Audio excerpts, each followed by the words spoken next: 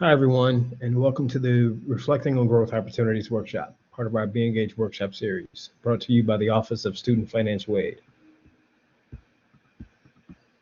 We'll start today by introducing our Student Success Services within the Office of Student Financial Aid. Our Success Services offers a range of resources, including one-to-one success coaching and basic needs support, both of which works to provide essential support to students. Additionally, we have our workshop series, which covers a diverse set of topics designed to enhance individual success. Finally, we have our mentorship piece, providing an opportunity for peer-to-peer and peer-to-alumni mentoring. Our space is located at East Campus Mall, but for now, we're also available virtually. The basic needs coordinators and success coaches are available to meet with you through video chat or over the phone. Visit our website located at the bottom left of the screen to set up a meeting with us today. And now, to introduce ourselves. My name is Jordan Salas, and I'm a second-year PhD student. Hi, I'm Lucy, and I am a first-year master's student. The role of the Student Success Coach is designed to help you identify a pathway to success across different areas, to optimize opportunities, and to enhance your Wisconsin experience.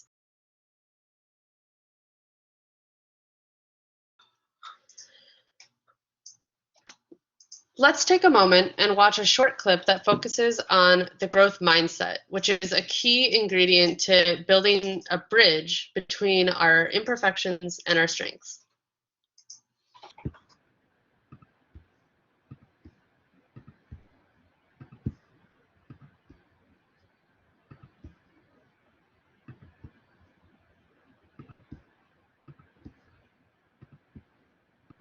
Hard problems. Just the power of yet. I heard about a high school in Chicago where students had to pass a certain number of courses to graduate, and if they didn't pass a course, they got the grade not yet. And I thought that was fantastic, because if you get a failing grade, you think, I'm nothing, I'm nowhere. But if you get the grade not yet, you understand that you're on a learning curve. It gives you a path into the future. Not yet also gave me insight into a critical event early in my career, a real turning point. I wanted to see how children coped with challenge and difficulty. So I gave 10-year-olds problems that were slightly too hard for them.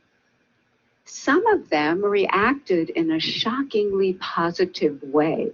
They said things like, I love a challenge, or, I was hoping this would be informative.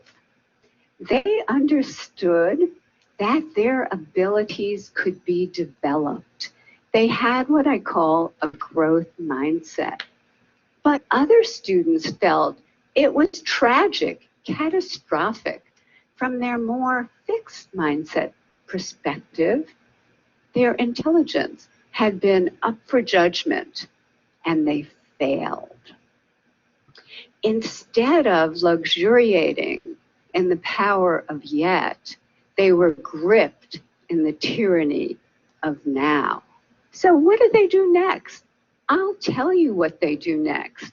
In one study, they told us they would probably cheat the next time instead of studying more if they failed a test. In another study, after a failure, they looked for someone who did worse than they did so they could feel really good about themselves. And in study after study, they have run from difficulty. Scientists measured the electrical activity from the brain as students confronted an error. On the left, you see the fixed mindset students. There's hardly any activity. They run from the error. They don't engage with it. But on the right, you have the students with the growth mindset, the idea that abilities can be developed. They engage deeply. Their brain is on fire with yet. They engage deeply. They process the error. They learn from it, and they correct it. How are we raising our children? Are we raising them for now instead of yet? Are we raising kids who are obsessed with getting A's? Are we raising kids who don't know how to dream big dreams? Their biggest goal is getting the next A or the next test score? And are they carrying this need for constant validation with them into their future lives? Maybe because employers are coming to me and saying, we have already raised a generation of young workers who can't get through the day without an award. So what can we do? How can we build that bridge to yet? Here are some things we can do. First of all, we can praise wisely, not praising intelligence or talent. That has failed. Don't do that anymore, but praising the process that kids engage in, their effort, their strategies, their focus, their perseverance, their improvement. This process praise creates kids who are hardy and resilient. There are other ways to reward yet. We recently teamed up with game scientists from the University of Washington to create a new online math game that rewarded yet. In this game, students were rewarded for effort, strategy, and progress. The usual math game rewards you for getting answers right now, but this game rewarded process. And we got more effort, more strategies, more engagement over longer periods of time, and more perseverance when they hit really, really hard problems. Just the words yet or not yet, we're finding, give kids greater confidence, give them a path into the future that creates greater persistence. And we can actually change students' mindsets. In one study, we taught them that every time they push out of their comfort zone to learn something new and difficult, the neurons in their brain can form new, stronger connections, and over time, they can get smarter. Look what happened. In this study, students who were not taught this growth mindset continued to show declining grades over this difficult school transition. But those who were taught this lesson showed a sharp rebound in their grades. We have shown this now, this kind of improvement, with thousands and thousands of kids, especially struggling students. So let's talk about equality. In our country, there are groups of students who chronically underperform. For example, children in inner cities or children on Native American reservations. And they've done so poorly for so long that many people think it's inevitable. But when educators create growth mindset classrooms steeped in yet, equality happens. And here are just a few examples. In 1 year, a kindergarten class in Harlem, New York, scored in the 95th percentile on the National Achievement Test. Many of those kids could not hold a pencil when they arrived at school. In 1 year, fourth grade students in the South Bronx, way behind, became the #1 fourth grade class in the state of New York on the state math test. In a year to a year and a half, Native American students in a school on a reservation went from the bottom of their district to the top. And that district included affluent sections of Seattle. So the native kids outdid the Microsoft kids. This happened because the meaning of effort and difficulty were transformed. Before, effort and difficulty made them feel dumb, made them feel like giving up. But now, effort and difficulty, that's when their neurons are making new connections, stronger connections. That's when they're getting smarter. I received a letter recently from a 13-year-old boy. He said, "Dear Professor Dweck, I appreciate that your writing is based on solid scientific research, and that's why I decided to put it into practice. I put more effort into my schoolwork, into my relationship with my family, and into my relationship with kids at school. And I experience great improvement in all of those areas. I now realize I've wasted most of my life. Let's not waste any more lives, because once we know that abilities are capable of such growth, it becomes a basic human right for children, all children, to live in places that create that growth, to live in places filled with yet. Thank you.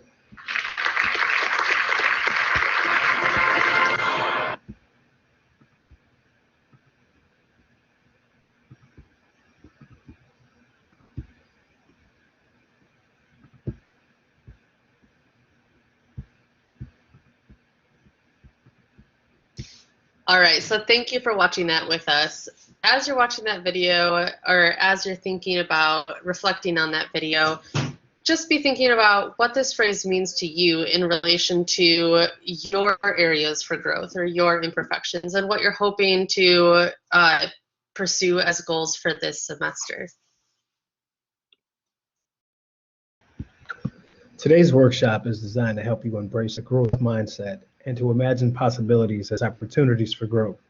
Equipped with a growth mindset, you'll be able to view challenges as learning opportunities, embrace imperfections, and value the process of possibly turning imperfections and not yet moments into strengths and new heights of achievement.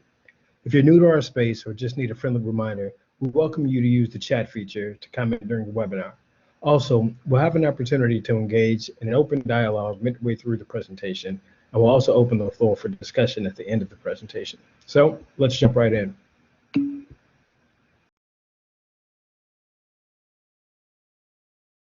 All right, so let's begin today's conversation with some reflection. Have you ever come just shy of achieving a desired goal and thought to yourself, I can do better next time, or I'm just not exactly where I want to be yet? How did you go about recognizing growth opportunities in this instance? Did you go through maybe some self-reflection to identify exactly where and how you came up short? Or how did you work to overcome it? Has anyone discovered a trend in these moments that are somehow related to the pandemic? And if so, how have you adapted? No matter how you arrive to your not yet moment, it's important to know that each one of these moments provides us with an opportunity to grow and to become even better at achieving a desired goal. Each time around, these moments allow us to explore new possibilities, which furthers our capacity to learn and to turn new skills into strengths. Instead of identifying quote-unquote weaknesses or imperfections that you're faced with, consider looking at them for what they can be, opportunities for self-reflection and exploration. Through introspection, we became better acquainted with ourselves and learned more about the many ingredients that inform different parts of our identity and our motivational mechanisms, which can all be used to help us grow during each not yet moment that we're faced with. In addition to self-reflection, solicit feedback from members of your support system that will work to promote the growth needed to neutralize or turn your growth areas into strengths. Members of your support system, whether they realize it or not, can reinforce a degree of accountability and can help you stay focused on turning around weaknesses and imperfections. Remember, like we mentioned in our constructive feedback presentation, it's important to not become defensive about the feedback that we receive. Additionally, the idea isn't to defend imperfections or weaknesses. Instead, the goal here is to assess the feedback that we're given so that we can work toward developing a plan to overcome these imperfections. Once you've received the feedback, new tips and pointers from your support system, think deeply about the feedback that you've received and ask yourself the following questions. What is it that I believe I can't do? Why do I believe that? What am I afraid of? Why should I try to confront this challenge? How will I keep these barriers from standing in my way? Reflect on the feedback that you received and work to align that feedback with personal reflections of your newly discovered growth opportunities. Accepting weaknesses and reaching out for additional perspectives is key in developing a new set of strategies that'll be used to work toward achieving your goals. Now, it's on us to use what we've learned. You might wonder, how do I go about using what I've learned? Practicing new techniques and methods is important for us to conquer our imperfections, our weaknesses, and our areas for growth. Fair warning though, it might mean that you'll have to step outside of your comfort zone a bit. For instance, if you've accepted the idea that public speaking is one of your areas for growth, and after reaching out to members of your support system, you learned a new technique that requires you to imagine everyone in the audience is wearing headphones, for example, now it's time to give that new technique a try. Or maybe you're shy about speaking up in class, but realize that speaking in class is part of your grade. On your to-do list, commit to speaking at least once in each of your classes so that you become comfortable using new techniques and stepping outside of your comfort zone. Sometimes doing something for the first time can be a bit stressful. However, it's important to invest into getting better and more comfortable trying new things. And we encourage you to take the next step in conquering your weakness. Additionally, and most often, mastering our weaknesses can often lead to even greater rewards and success. At this point of the presentation, consider a few key takeaways from the presentation and from the video clip. How do you consider confidence as a key indicator toward achieving success? How do you consider the power of the phrase "not yet" as it relates to building the confidence needed to achieve your goals? How do you consider your imperfections or weaknesses as a series of not yet moments? What's it been like for you to identify a weakness? How was the journey turning this weakness into a strength? Which of your strengths did you rely on? Did you notice big changes across different areas of your role, a student, teammate, or your role as a professional? Did your ability to turn your weakness into strengths positively impact your existing strengths?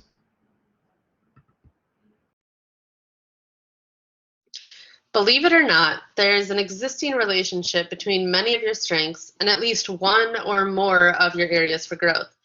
This means that half of the battle is already won and it's in your favor. So let's consider how your existing strengths might allow you to overcome a particular barrier.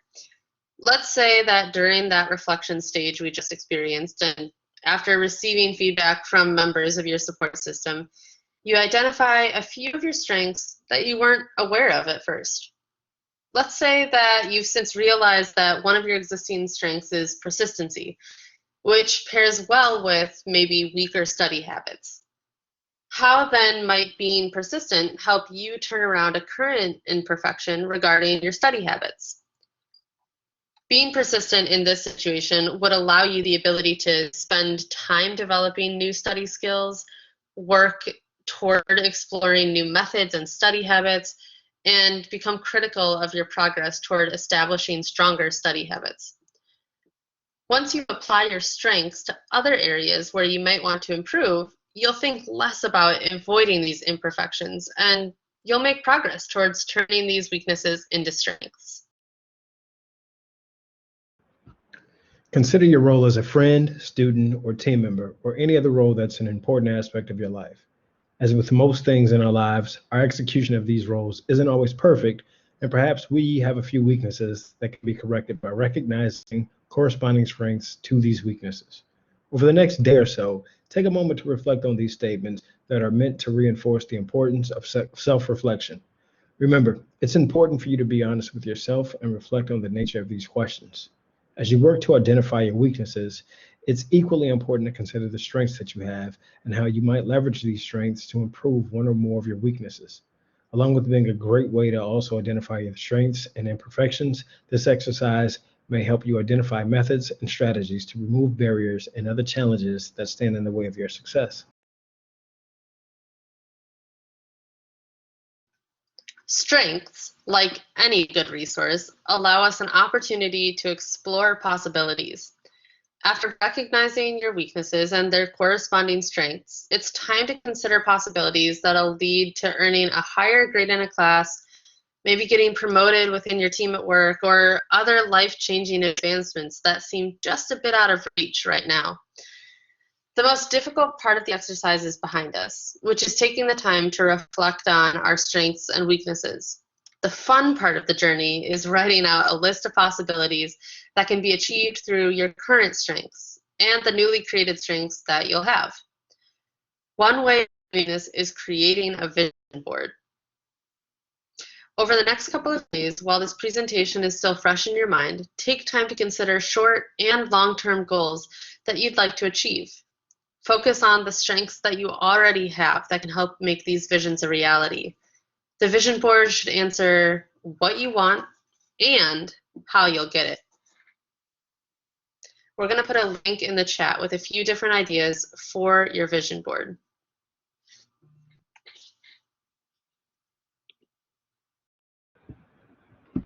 When we're confronted with new challenges, it's easy for us to sink back into the fixed mindset that tells us that we can't do it, or listen deeply to the voice in our mind that tells us that we're going to fail. Remember, it's incredibly important to forget about failure and instead embrace the opportunity to learn. One way to counter thoughts and feelings that tell us that we're inadequate is to reflect on past accomplishments that serve as a testament to your ability to succeed. Revisit items on your short and long-term list of goals and reflect on how many of them have been checked off to reassure yourself that you've got this. Additionally, and especially for those of us who are visual learners, return to the vision board that you've created that'll work to reinforce the idea that success is imminent. Lastly, keep in mind that our capacity to grow and to succeed at new challenges and opportunities is largely based on our mindset. Part of embracing the growth mindset is to allow yourself to trust your ability to think and to grow positively. Remember, many of your actions reflect your thoughts and emotions. So we challenge you to embrace this new challenge and to think of yourself and your capacity to succeed in the most positive of ways. We challenge you to replace failure with learning and continue to check in with yourself each time that you're faced with a new set of challenges or before embarking on a new opportunity.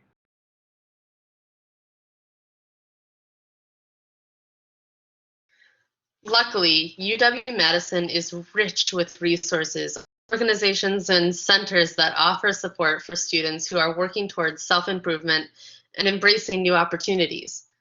Also, we encourage you to explore the university's event calendar page to see upcoming events hosted by different organizations across campus, along with visiting the Wisconsin Involvement Network page to learn more about campus resources or additional events happening across the city of Madison.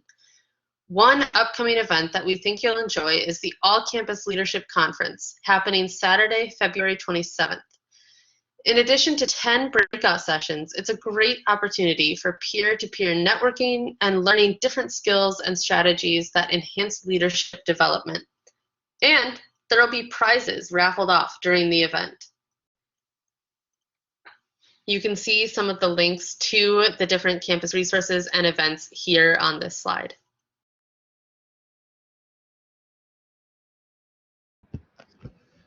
Thank you for joining us today. We'll continue providing content that both supports your transition into an e-learning environment as well as resources that work to help you develop different skills to address roadblocks on your pathway to success. Please be sure to take a look at our other presentations, Deep to Your Core and Hello, Are You There? And Mind Your Stress to learn more about the different resources and skill sets that you can apply to many areas of your life within and beyond the classroom. Additionally, the Office of Student Financial Aid will continue to host workshops throughout the semester and invite you to connect with us each month during our Be Engaged workshop series. Lastly, for those interested, the Office of Student Financial Aid offers one-to-one success coaching where you can meet with myself or Lucy to discuss potential challenges and barriers that you may be experiencing or to learn more about any of the topics that we cover in the workshop series. Until next time, take care.